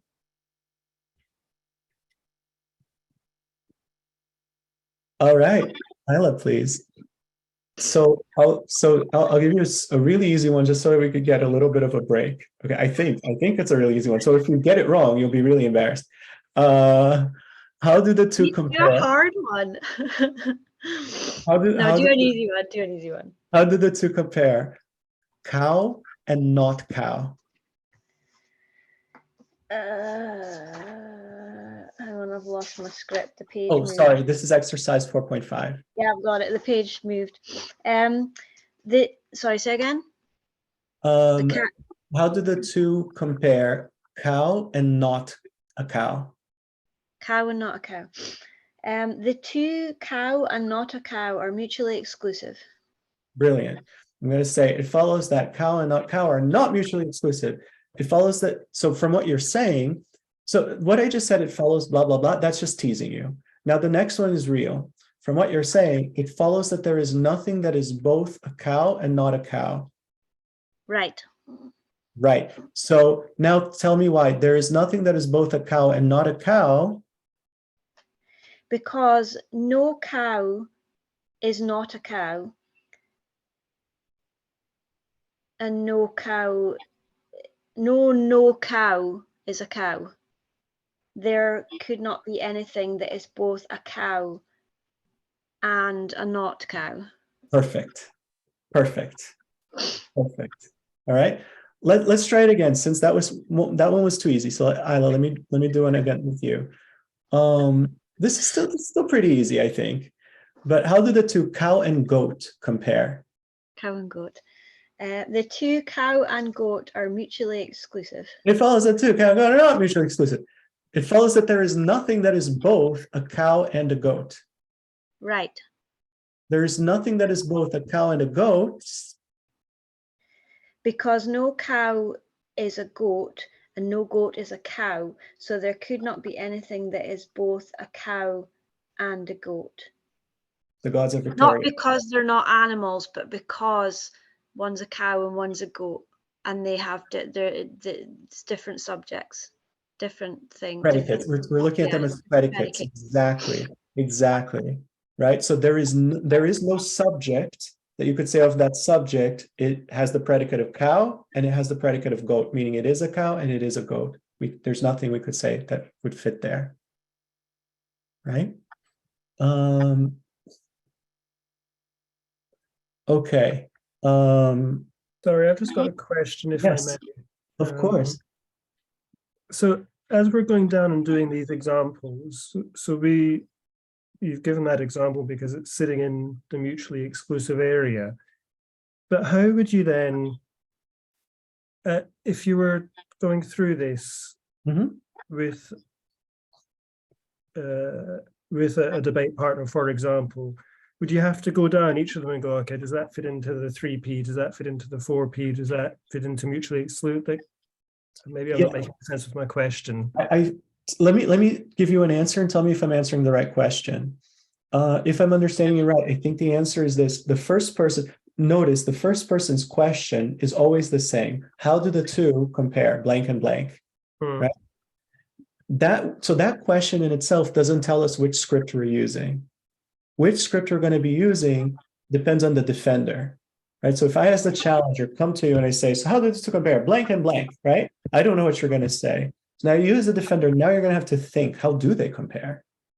Right? And in your mind, you're going to go through the procedure of kind of saying, is there something in this, or however you do it, you can do it any way you want. But you're going to get to a point where you say, okay, I know the answer. This is then you're going to tell me the answer, and that's going to tell me which script we're going to use. I go off of, all right. Cool, thank you. Sure. One more volunteer for something to do the mutually exclusive.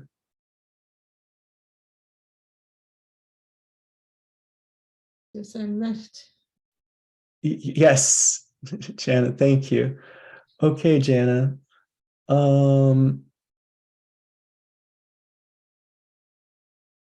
just want to make sure that, because you guys are sharp, so I want to make sure that what I'm going to say really, I'm phrasing it just right.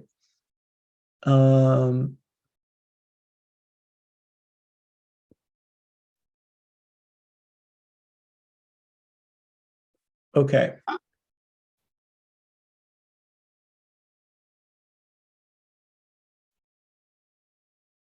No, sorry.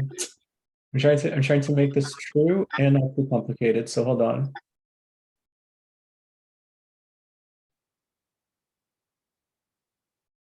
All right, I'll just say this then. How do the two compare? A worldly enjoyment, that's, I'm giving it away, worldly enjoyment, right? And lasts forever.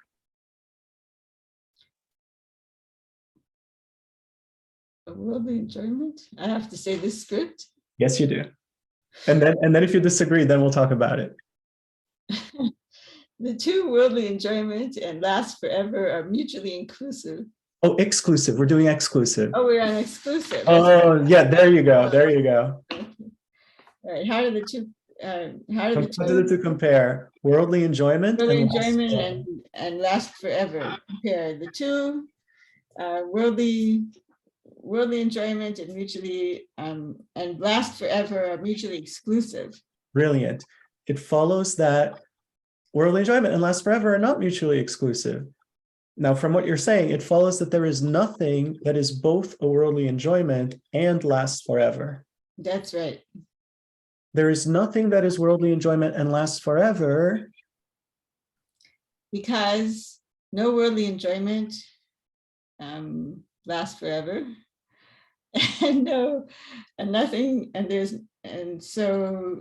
So no worldly enjoyment is a last forever. And there could not be anything that is both, wait a minute. And there's nothing that lasts forever that is a worldly enjoyment. Exactly. So there could not be anything that is both a worldly enjoyment and lasts forever. Exactly. Exactly. Brilliant. Brilliant. So one thing I want to point out is that I'm purposely using like sentence fragments here, right? I'm saying worldly enjoyment lasts forever, right? That's how it works in Tibetan, and I find that so much easier. In this book, Daniel Perdue goes to great pains to be grammatical, which is very nice, and I find very confusing.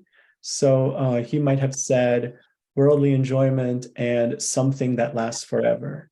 We could still do it. It would still work the same way, right? It's just more words and it's more complicated and it gets us to the same place. Okay, so let's do one more. I have a question. Do you want me to wait though? No, go ahead. Okay. I don't know which one it falls in. It's either a mutually exclusive or a mutually inclusive, but say you're talking about a horse and a man. And then someone goes, okay, well, there is something that's both a horse and a man. It's a centaur. But then a centaur's not real. So then you have to argue the point that a centaur is not real because it has to be about the nature of reality for Buddhist debate.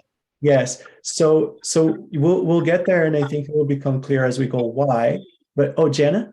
A centaur is neither a horse nor a man. That's right. That's what we would say. We would say a centaur is not a horse. And they'd say, why? And say, because it doesn't exist. Whatever doesn't exist is not a horse. And then we could also say a centaur is not a man. Why? Because it doesn't exist. Whatever doesn't exist is not, right? Whatever doesn't exist can't have any positive properties. It can only have negative properties, right? Whatever doesn't exist can't have the property of being X, Y, and Z. It can only have the property of not being X, Y, and Z because it doesn't exist.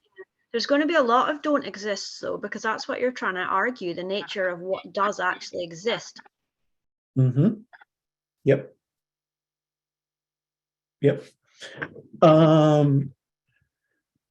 All right. So last one, mutually inclusive. So this is exercise 4.6.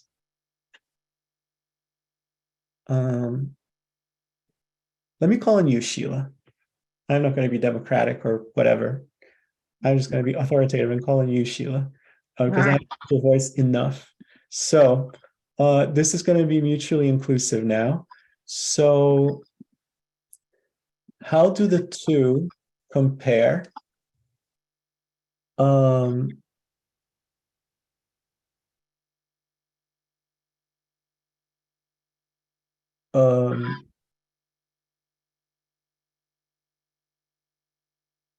Romantic relationships and end.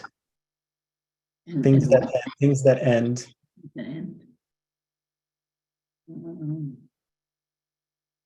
Okay, the two romantic relationships and things that end are mutually inclusive.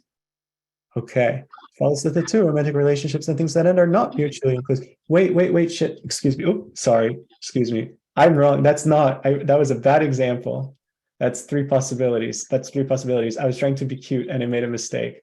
I'm sorry. I take it back.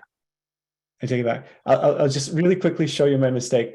Romantic relationships and things that end, there are three possibilities. There's something that is both, any romantic relationship you mention, right? Whatever is a romantic relationship necessarily is something that will end in some way, right? But there are things that end that are not romantic relationships, right?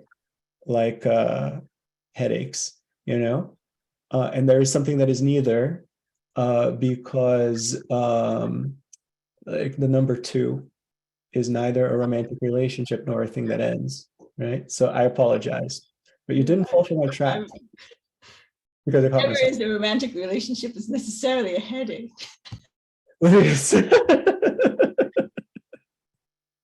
So there's three possibilities there also. So that was good. That was very good. So let me ask you a different one, Sheila. Sorry about that.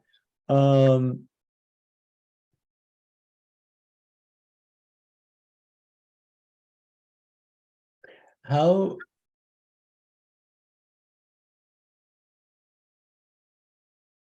do the two suffering and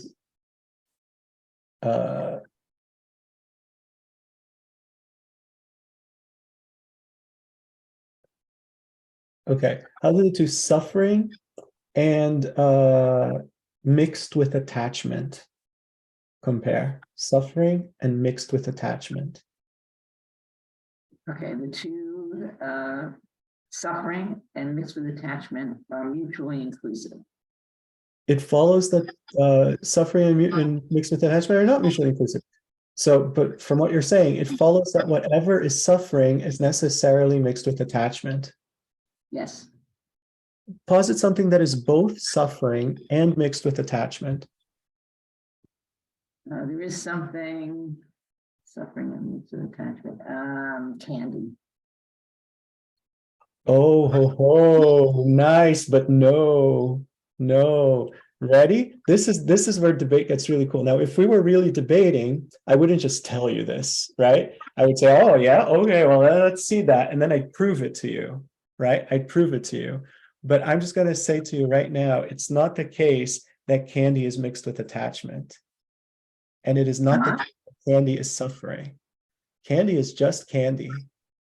Candy is just candy. So now, without letting go of the candy, ready, attachment, without letting go of the candy, without letting go of that example, think again and tell me something related to candy that is mixed with attachment and that is suffering.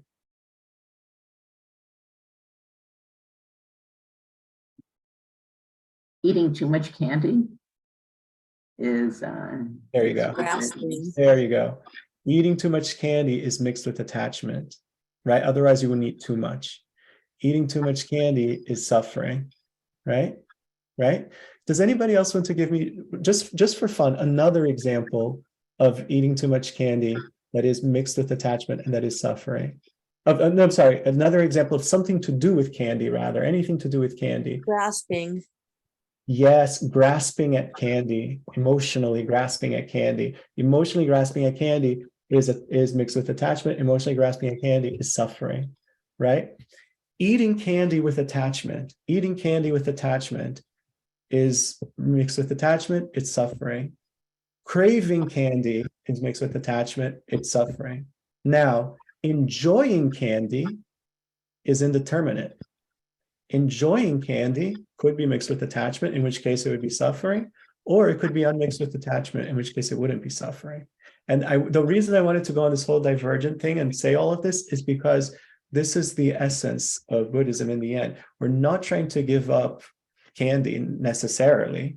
If we have diabetes, then yes, but nothing in Buddhism says thou shalt not have candy, We're trying to give up attachment because we're trying to give up suffering. But anyway, okay, but I digress. Okay, but that was good. Now, so that's probably it. Now, it follows that the subject eating too much candy is mixed with attachment. Yes. It follows that the subject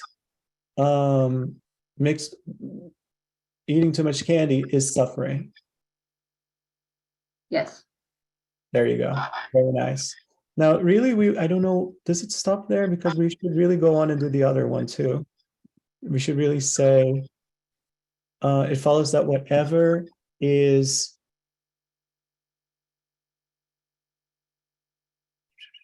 we said, follows that whatever is mixed with attachment is necessarily suffering. You said they're mutually inclusive. So I say it follows that whatever is suffering is necessarily mixed with attachment. Right? Would you agree with that too? Yeah. That's it, right? Anyway, just for the sake of completeness. Okay, we're at time. Does anybody have any questions that you think will get in your way of being able to practice this over the coming week?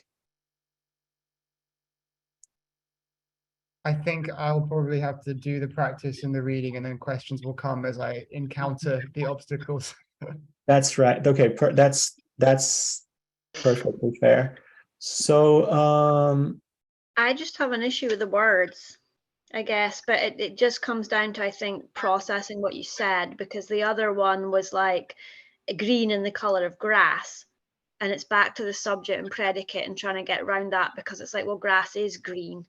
And then odors and things that may be sensed, it's like, well, odors are sensed. So Grass isn't it's always green.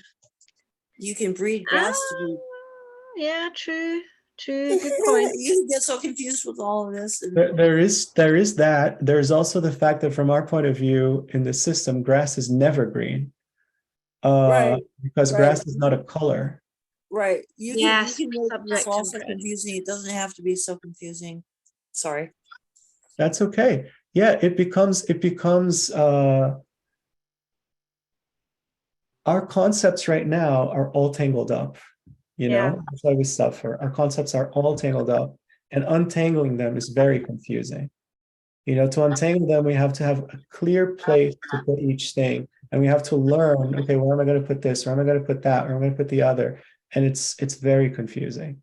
And then add to that the fact that I'm personally convinced that the authors of debate textbooks make it more confusing than it absolutely needs to be, so that we have to think. That way we can't That's just what I was saying, that we're making, not we, I mean, just people in Yeah. general tend to make this way more complicated than it really is.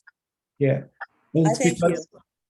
it's because otherwise we would just learn it by rote. We would just memorize it like facts in school. You know, this makes us have to think. And that's the only way that we'll find our way out of samsara, you know? Okay. So what I'd like to ask you guys to do is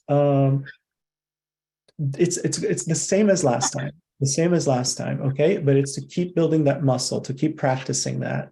Right. So once again, go through all the exercises in chapter 4. See if you can come up with other examples as you go, and practice the script. Practice the script, whether you write it down, whether you say it out loud to yourself, whether you say it to somebody else. And once again, notice notice predicates throughout the week. Check for yourself, how do they compare, right? And bring one example next time, either of something that you feel like, oh, I got this one, here's the example, or of something that you feel confused about. And then we'll come up with it as a group, and then we'll run through the dialogue about it. Wait, Okay. This is an example of mutually inclusive or mutually exclusive or any of the other ones we did? Exactly. Oh, okay, all right, thanks. Exactly. Yeah, I'm leaving it open-ended.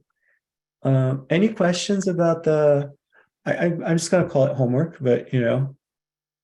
Are we going any further? So do chapter 4 questions exercises again. Yeah, we're not going further yet.